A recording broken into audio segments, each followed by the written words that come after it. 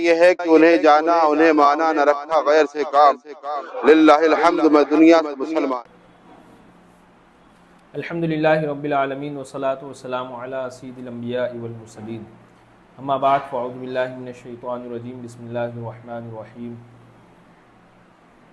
لقد کان لکم فی رسول اللہ اسوۃ حسنہ، صدق اللہ العظیم۔ ایک مرتبہ درود پاک پڑھ لیں۔ الصلاۃ والسلام علیک یا رسول اللہ، الصلاۃ والسلام علیک یا حبیب اللہ، الصلاۃ والسلام علیک یا نبی اللہ صلی اللہ تعالی علیہ وسلم۔ ناظرین اکرام، ہمارا جو لیکچر سیریز یعنی درس مصطفیٰ صلی اللہ علیہ وسلم کا جو سلسلہ تھا، اس سلسلے کو آگے بڑھاتے ہوئے گفتگو چل رہی تھی چوتھے باب سے متعلق۔ ہجرت حبشہ جو تھا اس کا بیان ہو چکا۔ اب اس میں ہجرت کی بہت سی باتیں جو ہجرت حبشہ کی جانب ہوئی تھی، اس کے متعلق کچھ باتیں، کچھ واقعات جو تسلسل کے ساتھ ہم چل رہے ہیں اسی کے ساتھ بیان کرتے ہیں۔ سب سے پہلا حضرت ابوبکر صدیق اور ابن دغنہ۔ حضرت ابوبکر صدیق اور ابن دغنہ، حضرت ابوبکر صدیق رضی اللہ تعالیٰ عنہ نے بھی حبشہ کی طرف ہجرت کی، مگر جب آپ مقام برق الغماد یا برق الغماد میں پہنچے تو قبیلہ قارہ کا سردار مالک بن دغنہ راستے میں ملا۔ دریافت کیا کہ کیوں اے ابو بکر کہاں چلے؟ آپ نے اہل مکہ کے مظالم کا تذکرہ فرمایا اور کہا کہ میں اپنے وطن مکہ کو چھوڑ کر خدا کی وسیع زمین میں پھرتا رہوں گا، خدا کی عبادت کرتا رہوں گا۔ ابن دغنہ نے کہا کہ اے ابو بکر، تو آپ جیسا آدمی نہ شہر سے نکل سکتا ہے نہ نکالا جا سکتا ہے، کیوں آپ دوسروں کا بوجھ اٹھاتے ہیں، مہمانان حرم کی مہمان نوازی کرتے ہیں، خود کما کما کر مفلسوں محتاجوں کی مالی امداد فرماتے ہیں، حق کے کاموں میں سب کی مدد اور اعانت کرتے ہیں۔ آپ میرے ساتھ مکہ واپس چلیے، میں آپ کو اپنی پناہ میں لیتا ہوں۔ ابن دغنہ آپ کو زبردستی مکہ واپس لایا اور تمام کفار مکہ سے کہہ دیا کہ میں نے ابو بکر کو اپنی پناہ میں لیا۔ ایک چیز یہ یاد رکھیں کہ عرب میں جب کوئی بڑا سردار یا کوئی باعزت شخص کسی کو اپنی پناہ میں لے لے اور یہ کہہ دے کہ میں اس کو اپنی پناہ میں لے لیا، تو پھر اب بڑے سے بڑا طاقتور، بڑے سے بڑا دشمن بھی کیا ہے، اب اس شخص کو ہاتھ نہیں لگا سکتا۔ تو ابن دغنہ نے کیا ہے تو ابو بکر کو اپنی پناہ میں لیا، اور پھر آنے کے بعد تمام کفار مکہ سے کہا کہ میں نے ابو بکر کو اپنی پناہ میں لے لیا، لہذا خبردار کوئی ان کو نہ ستائے۔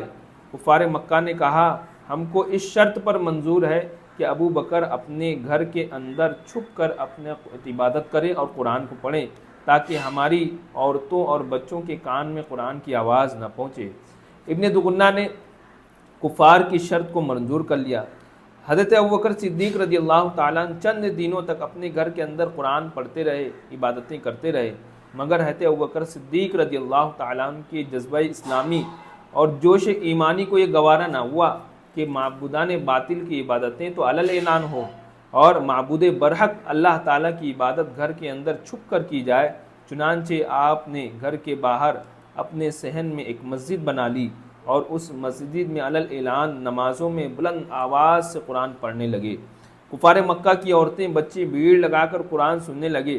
یہ منظر دیکھ کر کفار مکہ نے ابن دغنہ کو مکہ بلایا اور شکایت کی کہ ابو بکر گھر کے باہر قرآن پڑھتے ہیں، جس کو سننے کے لیے ان کے آس پاس ہماری عورتیں اور بچوں کا میلہ لگ جاتا ہے، اس سے ہم کو بڑی تکلیف ہوتی ہے، لہذا تم ان سے کہہ دو یا تو وہ قرآن گھر میں پڑھیں ورنہ تم اپنی پناہ کی ذمہ داری سے الگ ہو جاؤ، دستبردار ہو جاؤ۔ چنانچہ ابن دغنہ نے حضرت ابوبکر صدیق رضی اللہ تعالیٰ عنہ سے کہا کہ اے ابو بکر، آپ گھر کے اندر چھپ کر قرآن پڑھیں ورنہ میں اپنی پناہ سے کنارہ کش ہو جاؤں گا۔ اس کے بعد کفار مکہ آپ کو ستائیں گے، میں اس کے ذمہ دار نہیں ہوں گا۔ تو حضرت ابوبکر صدیق رضی اللہ تعالیٰ عنہ نے سن کر یہ فرمایا کہ اے ابن دغنہ، تو اپنی پناہ اور اپنی ذمہ داری سے الگ ہو جا، مجھے اللہ کی پناہ کافی ہے، میں اس کی مرضی اس کی رضا پر راضی ہوں۔ سبحان اللہ۔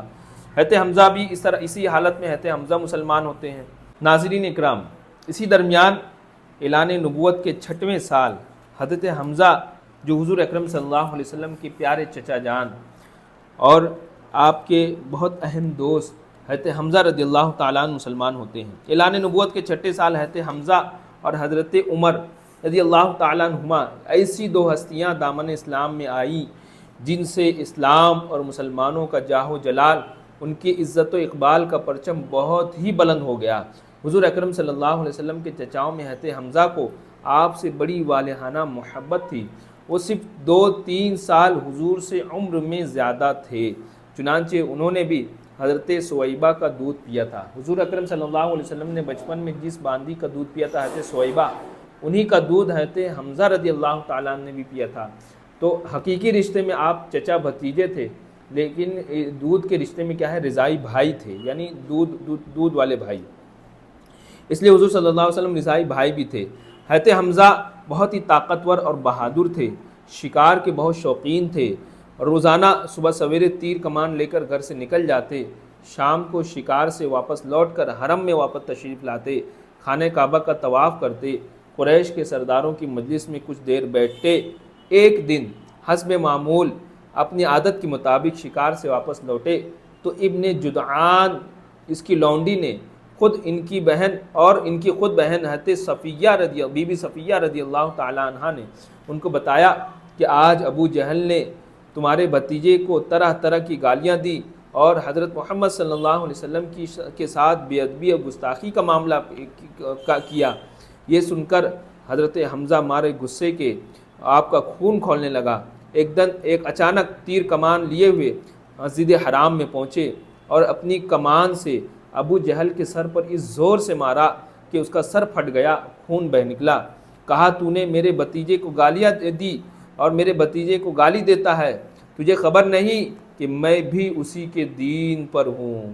یہ اچانک آپ نے اعلان فرما دیا۔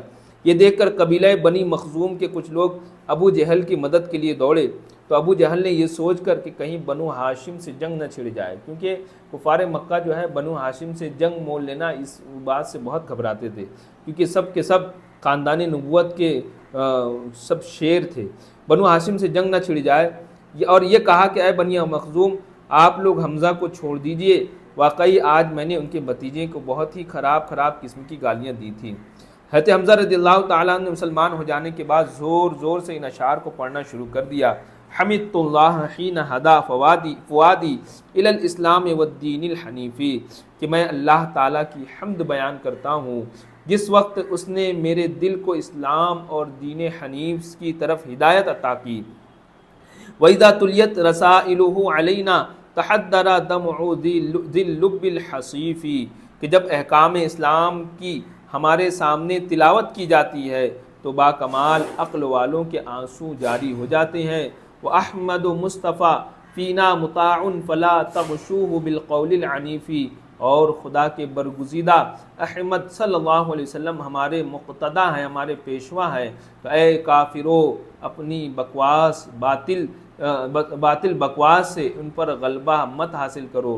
فلا واللہ نسلمہ لقوم ولما نقض فیہم بالسیوف، خدا کی قسم ہم انہیں یعنی حضور کو قوم کفار کے ہرگز سپرد نہیں کریں گے، حالانکہ ابھی تک ہم نے ان کفاروں کے ساتھ تلواروں سے فیصلہ نہیں کیا ہے۔ یہ ایک طرح کا چیلنج تھا، اور اس طرح کیا ہے حضرت حمزہ رضی اللہ تعالیٰ نے اسلام قبول کیا اور اپنے اسلام کا اظہار ان اشعار میں فرمایا۔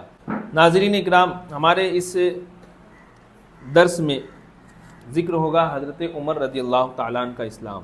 آپ نے اس سے پہلے جانا کہ سیدنا حضرت امیر حمزہ رضی اللہ تعالیٰ عنہ نے اسلام قبول کیا کن حالات میں۔ پھر اس کے بعد اسی سال حضرت عمر فاروق رضی اللہ تعالیٰ عنہ نے اسلام قبول کیا۔ حضرت حمزہ کے اسلام لانے کے بعد تیسرے ہی دن یعنی 3 ہی دن کے بعد حضرت عمر رضی اللہ تعالیٰ عنہ بھی دولت اسلام سے مالا مال ہو گئے۔ آپ کے مشرف با اسلام ہونے کے واقعات میں بہت ساری روایتیں ہیں۔ ایک روایت میں ہے کہ آپ ایک دن غصے میں بھرے ہوئے ننگی تلوار لے کر اس ارادے سے نکلے کہ آج میں اسی تلوار سے پیغمبر اسلام کا خاتمہ کر دوں گا۔ اتفاق سے راستے میں حضرت نعیم بن عبداللہ قریشی سے ملاقات ہو گئی۔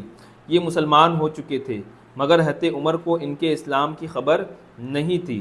حضرت نعیم بن عبداللہ نے پوچھا، کیوں اے عمر، اس دوپہر کی گرمی میں ننگی تلوار لیے کہاں چلے؟ کہنے لگے، آج بانی اسلام کا فیصلہ کرنے کے لیے گھر سے نکل پڑا ہوں۔ انہوں نے کہا، پہلے اپنی گھر کی تو خبر لو، تمہاری بہن فاطمہ بنت خطاب تمہارے بہنوئی سعید بن زید بھی تو مسلمان ہو چکے ہیں۔ یہ سن کر حضرت عمر اپنی بہن کے گھر پہنچے، دروازہ کھٹکھٹایا۔ گھر کے اندر چند مسلمان چھپ کر قرآن پڑھ رہے تھے، سیکھ رہے تھے۔ حضرت عمر کی آواز سن کر سب لوگ ڈر گئے، قرآن کے اوراق چھوڑ کر ادھر ادھر چھپ گئے۔ بہن نے اٹھ کر دروازہ کھولا۔ حضرت عمر نے چلا کر کہا، اے اپنی جان کی دشمن، کیا تو بھی مسلمان ہو گئی ہے؟ پھر اپنے بہنوئی حضرت سعید بن زید پر جھپٹے اور ان کی داڑھی پکڑی، ان کو زمین پر پٹک دیا، سینے پر سوار ہو کر مارنے لگے۔ ان کی بہن فاطمہ اپنے شوہر کو بچانے کے لیے دوڑ پڑی۔ حضرت عمر رضی اللہ تعالیٰ عنہ نے ان کو ایسا تماچا مارا کہ ان کے کانوں کے جھومر ٹوٹ کر گر پڑے، ان کا چہرہ خون سے لہو لہان ہو گیا۔ بہن نے صاف صاف کہہ دیا، اے عمر سن لو، تم سے جو ہو سکے کر لو، مگر اب اسلام دل سے نہیں نکل سکتا۔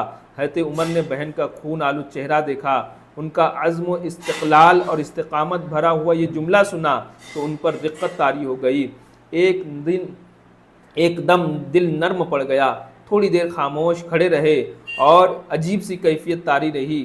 پھر کہا، اچھا تم لوگ جو پڑھ رہے تھے مجھے بھی دکھاؤ۔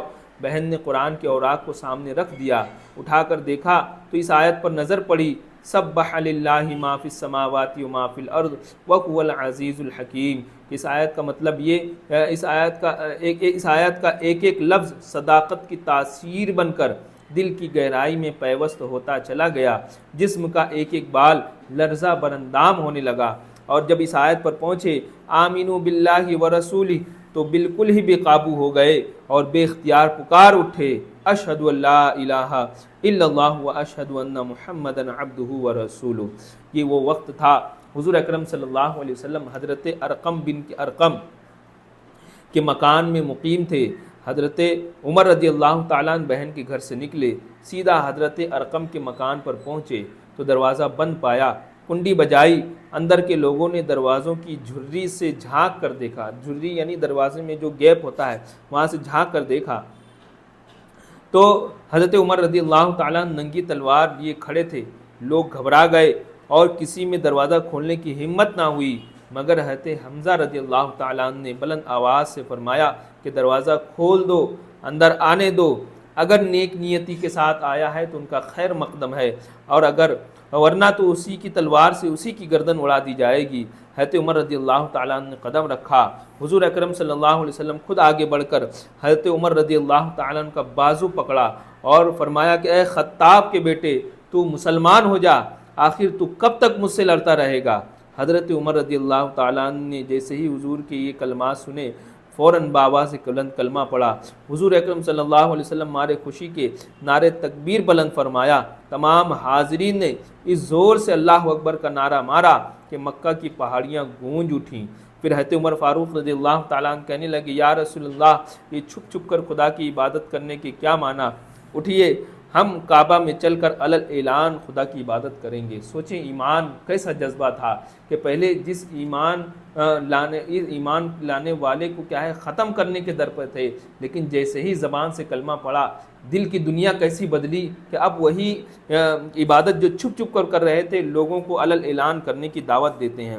اور خدا کی قسم کفر کی حالت میں جن مجلسوں میں بیٹھ کر فرماتے ہیں کہ خدا کی قسم جن مجلسوں میں بیٹھ کر میں اسلام کی مخالفت کرتا رہا ہوں، میں ان تمام مجالس میں اپنے اسلام کا علل اعلان کروں گا۔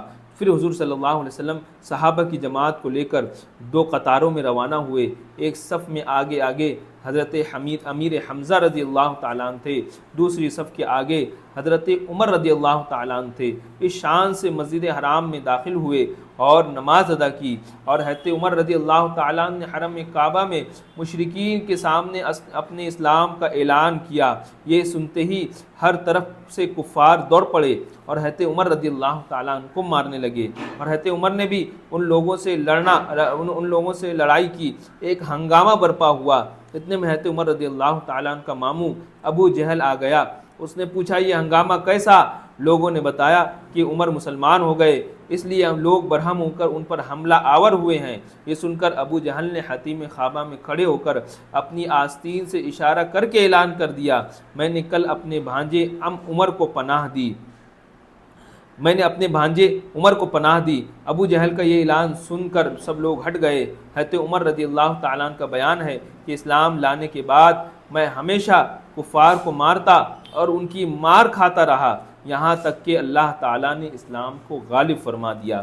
حضرت عمر رضی اللہ تعالیٰ عنہ کے مسلمان ہونے کا ایک سبب یہ بھی بتایا گیا ہے کہ خود حضرت عمر رضی اللہ تعالیٰ عنہ فرمایا کرتے تھے کہ میں کفر کی حالت میں قریش کے بتوں کے پاس حاضر تھا، اتنے میں ایک شخص گائے کا ایک بچڑا لے کر آیا اور اس کو بتوں کے نام پر ذبح کیا، پھر بڑے زور سے چیخ مار کر کسی نے یہ کہا، یا جلیح امر نجیح رجل فصیح یقول لا الہ الا اللہ۔